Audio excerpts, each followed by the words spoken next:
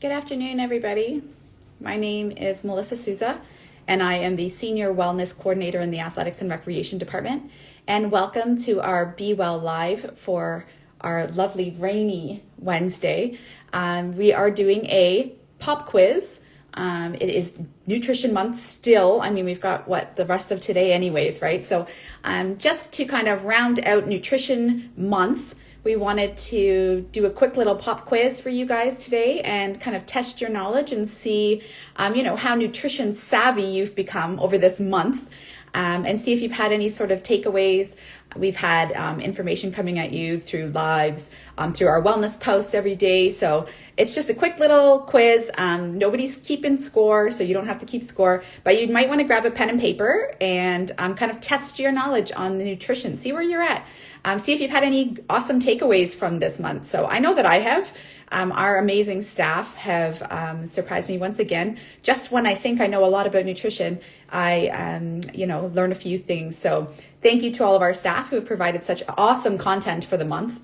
And again, grab your pen and paper. We're going to do a quick little nutrition pop quiz here. So let's get started. Oh, I do want to thank who's provided us with this quiz. So Berkeley Wellness is where this nutrition quiz is coming from. So Berkeley Wellness, check them out.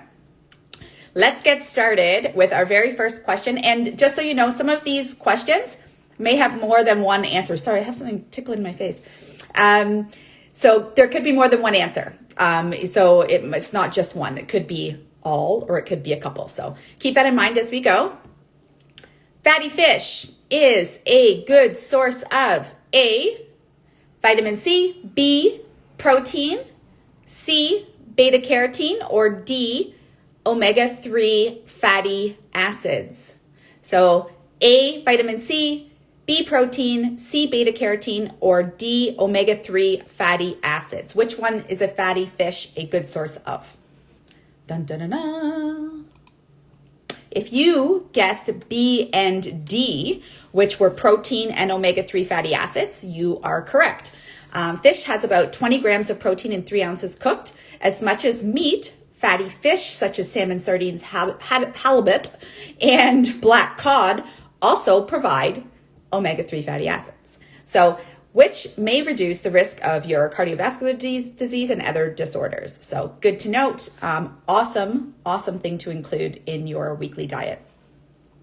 And diet meaning what you eat. Diet not meaning going on a diet. P.S. We need to stop with the diet word, I think. Diet as in what you consume each week, and what kind of foods you put in your body. So let's go on to a true or false question. True or false?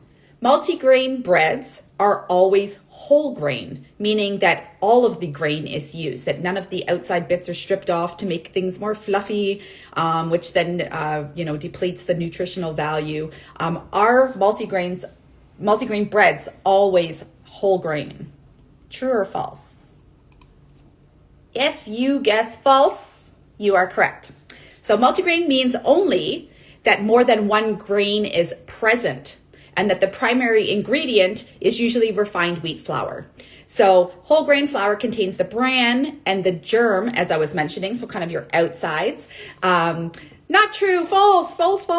So refining the wheat removes nutrients, as I mentioned. So even when it isn't enriched, only some are added back. So a true whole grain bread lists only whole grains in the ingredients. So that's a little takeaway there. I thought that was quite interesting, actually, that I didn't know about that a true whole grain had to list only whole grains. Didn't know that. Next question. Rank the following foods for potassium from most to least. So which of these foods contains the most amount of potassium? A cup of orange juice, a cup of yogurt, 3 ounces of halibut is C, D, a medium banana, E, a cup of broccoli. So A is your orange juice, B is your yogurt, C is halibut, D, banana, E, broccoli. So from most to least, we are going with number 1, yogurt. Yogurt is our number one for potassium. So I bet you a lot of people thought that was banana, but then we go to the next one. Number 2 was the OJ. In third place was your halibut. I was surprised at that one, actually. 4 is broccoli, and 5th is banana. So see how we get all these things ingrained in us? I wonder where that even comes from. I mean, these things don't change. So just so you know, for potassium, your potassium amounts, cup of orange juice. Who knew? I didn't know. Next question. Which of the following contain calcium?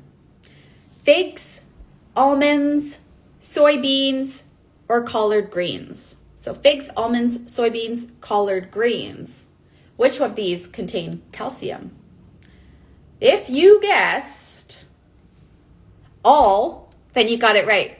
So all of those foods contain calcium. So dairy foods are the best sources. I think that's kind of been ingrained in us too, right? Milk has 300 milligrams per cup. Yogurt has even more. So that's a good thing to note. But some plant foods provide calcium too, particularly soybeans and leafy greens. So I knew that about leafy greens, but I didn't know that about soybeans. So soybeans are a good one to have, and they're tasty, and they add a little texture to your food. I think they're great. A true or false? Free-range chicken is more healthful and guaranteed to be produced more humanely than other chicken. True or false? False and false. So both things were false on that. So free-range chicken is neither more nutritious nor safer from dangerous bacteria. Disease-causing bacteria still is prevalent in our free-range friends. So it really only means that the birds have access to an outdoor pen. That's what free range means. And that could mean that it's just a concrete pad. It doesn't necessarily mean they're like living out in the, pastures and enjoying life for our animal loving friends. It doesn't always mean that, unfortunately. It also doesn't mean that they go outside. It means they have access to outside. So if our birds don't want to go outside, they would probably fall in the same category as those that were not free range. So some small scale farmers do raise their chickens on pasture and in more humane and eco-friendly ways. But most of them come from large factory farms, and they are similar in many ways in how they regulate the industrial poultry production. Just so you know. A label that lists trans fats as 0 means A, the food contains no trans fat. B, it contains no partially hydrogenated oil.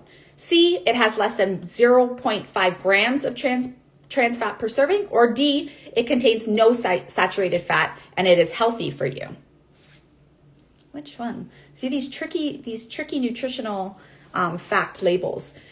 C.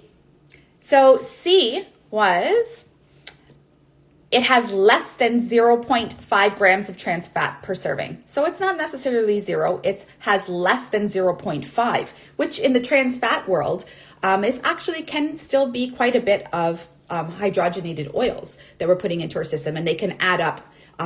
So if you think that you're getting all, this kind of scared me because how would you ever know? I guess you kind of really have to get to know the foods that may contain those hydrogenated oils, and then kind of make an educated decision on whether you're going to include those in your diet or not. So as I said, all these small amounts can add up, especially since standard serving sizes are often small.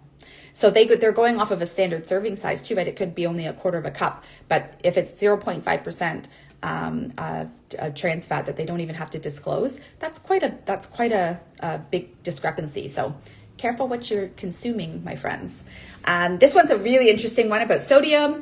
Rank the following fast foods for their sodium from most to least. So A is McDonald's large French fries, B, Dunkin' Donuts corn muffins, C, a Burger King veggie burger, or D, a large Burger King chocolate shake. Which of those contain the most amount of sodium? So this one's very interesting. Are you ready? the biggest culprit of sodium here, or the food that contains the most out of those that I just listed. Number one is C, the BK veggie burger. So, sometimes when especially if they're processed foods, sodium is something that they use to kind of heighten our flavor notes, I guess, so that our taste buds go, this still tastes good. And salty things, I mean, that's one of the things where our body says yes, and it adds that little, again, it heightens the flavor. So that's what a lot of fast foods do, or processed foods even. So you wouldn't think veggie burger, but that's what they do to make it taste better. So you probably, when you have a veggie burger when you're out, probably tastes amazing. Well, it's probably because it's like chock full of sodium, which is unfortunate.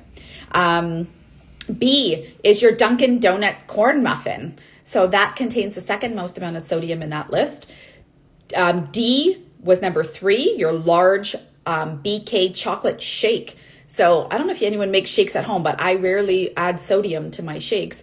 But if you're getting a BK chocolate shake, you will be ingesting quite a large amount of sodium. And then the one that you'd think would have the most, because I know we've all had Mickey D's fries and they taste super salty. That was number 4 there. That was fourth on the list, was our large French fries from McDonald's. So again, a little eye-opening for me anyways. And then finally, I wanted to touch on sugar here. It's a true or false question. Honey, agave, and coconut sugar are better for you than table white sugar. True or false? False. We didn't get any trues, did we? False. Sugar is sugar. So I know that from a nutritional value, sugar is sugar. Whether we get it from fructose, whether we're getting it from, our fruits, whether we're getting it from our honeys, as they mentioned, our coconut sugars, cane sugar, molasses, fruit juice concentrate. You'll notice all of these things, and they all contain sugar. So sugar is sugar. No form of it offers a significant nutritional advantages. And that goes not only for honey and agave nectar, but coconut sugar and anything else that's healthier sounding forms of sugar. So the only thing I will add to this on my own is that if you do have honey, that if you do consume raw honey, there are some other nutritional benefits. So you don't have to look at sugar as just sugar. Sometimes it's more the added benefits of having it in a different way. So your refined white versus, say, for example, your honeys or your maple syrups, they're coming from a natural source. So caloric, yes, your still sugar is sugar, but you may get some sort of benefit. And again, from a processing standpoint, it just might be that little touch better for you, and not using our refined friend, white sugar. So that is it. I hope that you learned something. And again, this is the end of Nutrition Month. So I just wanted to kind of give you guys a little test. I know that we've touched on all of these subjects over this month. And I, again, have learned so much from our friends here in Athletics and Rec and our staff that is so knowledgeable on all things, and especially nutrition for Nutrition Month. So thank you again to everybody who contributed to our awesome Nutrition Month. We hope that you had a few takeaways and that you join us for Wellness Week, which will be taking place April 12th to the 16th of this month. We've got a great lineup for you. Please join. You can head on to our, in the link tree, we've got a registration page so you can get the most up-to-date information beforehand, or you can hop onto our website and you can sign up that way as well. Be well, everybody. Be safe. Take good care.